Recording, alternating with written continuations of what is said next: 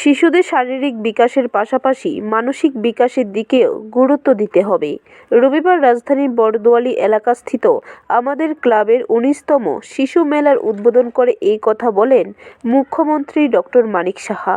প্রদীপ প্রজ্বলন করে অনুষ্ঠানের সূচনা করেন মুখ্যমন্ত্রী ডক্টর মানিক সাহা বলেন, সুষ্ঠু পরিবেশের জন্য ক্লাব কর্তৃপক্ষের যে চেষ্টা চলছে তার জন্য সরকারের কাজেও সহযোগিতা হচ্ছে, কারণ সমস্যার সমাধানের অন্যতম জায়গা হলো ক্লাব। যে সমস্যাগুলি সমাধানের জন্য ক্লাবের কর্মকর্তারা বড় ভূমিকা পালন করেন এবং সহজ সরলভাবে সেসব সমস্যা সমাধান করে বলে জানান মুখ্যমন্ত্রী ডক্টর মানিক সাহা।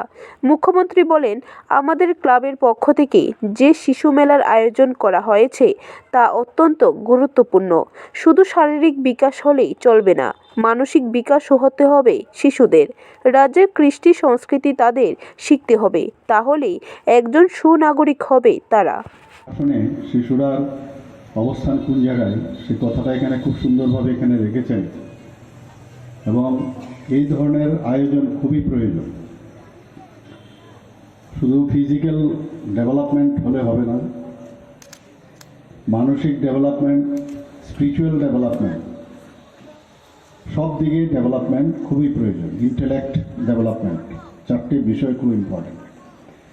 আমরা অনেক সময় এগুলোকে নজরআন্দাজ করি, মনে করি খালি নাচ গান করলো, খেলাধুলা করলো, কিন্তু পাশাপাশি যে ইন্টেলেকচুয়াল যে ডেভেলপমেন্ট সেটাও যদি আমরা ছোটোবেলার থেকে আমরা অভ্যেসে পরিণত করি, বলার চেষ্টা করি, অনেক সহজ সরলভাবে বলা যায়, করানো যায়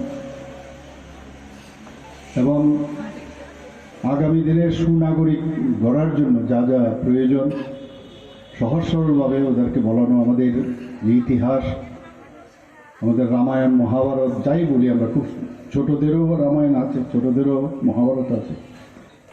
আয়োজিত অনুষ্ঠানে এলাকার কচিকাচাদের উপস্থিতি ছিল বেশ লক্ষণীয়। তাদের নিয়ে বিভিন্ন অনুষ্ঠানের আয়োজন করা হয় ক্লাব প্রাঙ্গণে। ব্যুরো রিপোর্ট, খবর ত্রিপুরা।